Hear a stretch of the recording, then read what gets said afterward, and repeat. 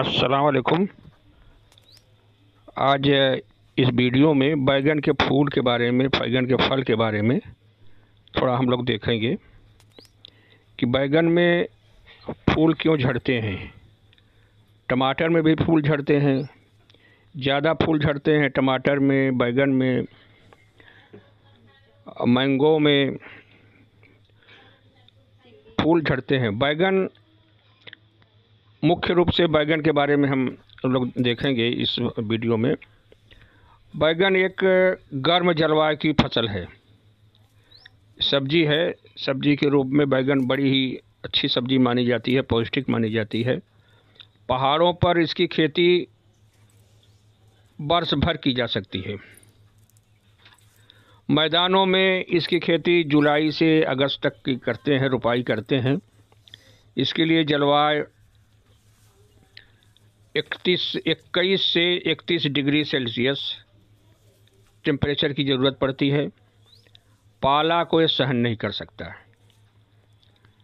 रोपाई से लगभग 30-40 दिन बाद फल मिलने लगते हैं। बैगन की कई वैरायटियां हैं। वैरायटी के हिसाब से और उस पर हमारी देखभाल के हिसाब से फलों में कमी और देरी ज़्यादती हो सकती है। लेकिन असल चीज़ ये है कि फूल क्यों झड़ते हैं और फल हमारे कैसे ज़्यादा आ सकते हैं। तो फूल झड़ने के कई कारण हो सकते हैं। एक तो ये है कि नमी ज़्यादा हो।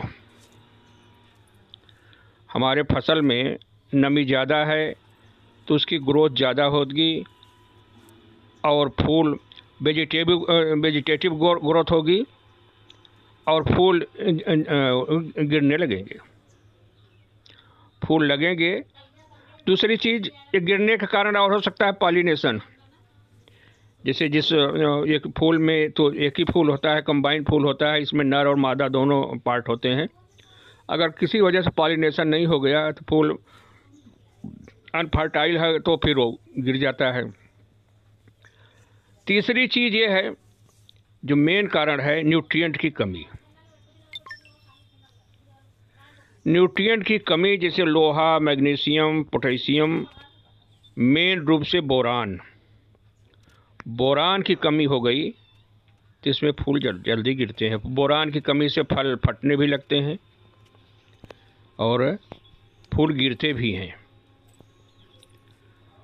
तो इन फूल को रोकने के लिए हमें तो एक बात का ध्यान देना चाहिए कि पानी की मात्रा हमारी उचित हो। जब उसमें फूल लगने लगें तो हमें पानी नहीं देना चाहिए। आवश्यकता पड़ने पर जब बहुत ही ज़रूरत पड़े तो उसमें थोड़ा सा पानी हम डाल दें, लेकिन फूल लगने पर हम पानी न दें। फूल लगने पर नाइट्रोजन वाली खाद, नाइट्रोजन से भी उसकी वानस्पतिक वृद्धि होती है, वेजिटेटिव ग्रोथ होती है और उसमें फूल कम लगते हैं। जब बढ़ने लगती है तो उसको हमारे लोकल भाषा में कहते हैं बलक गया है, हमारी बाँझ हो गई। अरहर में भी होता है, ये समस्या आती है।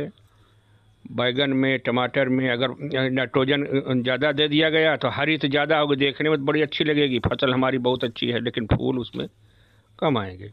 तो नाइट्रोजन वाली खाद न दे करके हमें मिनरल्स, बोरान की देना चाहिए। असल में मेन चीज़ तो ये है कि हम अपने खेत की मिट्टी की जांच भी करा लें। हम अगर गमले में हम बो रहे हैं और थोड़ी जगह बो रहे हैं तो हमें कोई जांच कराने की ज़रूरत नहीं है। हम अंदाज से लगा सकते हैं कि हमारे खेत में क्या कमी है। इसमें हम थोड़ी सी कंपोस्ट, गोबर की खाद या बर्मी कंपोस्ट या नेडअप कंपोस्ट, इन थोड़ी मात्रा में इसको भी हमें देना चाहिए। और जहाँ इसमें न्यूट्रिएंट में तमाम चीज़ें आती हैं, बहुत से चीज़ आते हैं।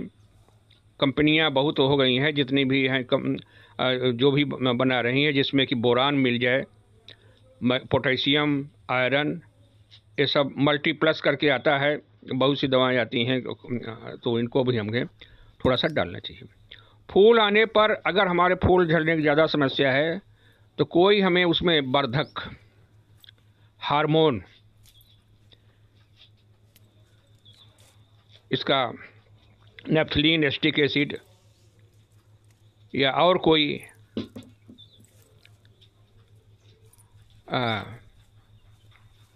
इसका छिड़काव हम कर देते हैं, तो इससे फूल में फल ज़्यादा लगते हैं, फूल कम झड़ता है। तो हमें इसको रोकने के लिए कोई भी हार्मोन का हम छिड़काव कर सकते हैं उस पर। और बोरान के लिए बोरेक्स आता है, बोरेक्स मिक्सचर भी आता है, हम बोरेक्स भी लेकर के सुहागा, हमारे इधर इसको सुहागा भी कहते हैं हिंदी में, सुहागा भी अगर हम थोड़ा थोड़ा डाल दें उसमें 5-10 ग्राम एक पौधे के हिसाब से, तो ये भी फूल रोकने की रुक सकता है इससे।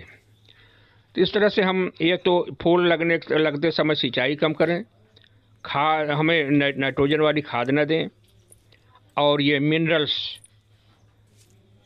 सूक्ष्म तत्व, खनिज, इनकी मात्रा हम थोड़ा सा दे दें।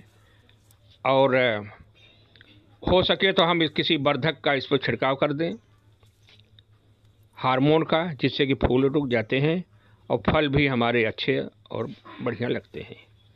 और कोई समस्या हो तो इसके बारे में हमसे आप पूछ सकते हैं। अगर आप इससे संतुष्ट न हो तो फिर हमसे आप पूछ सकते हैं कैसे किया जाए। धन्यवाद।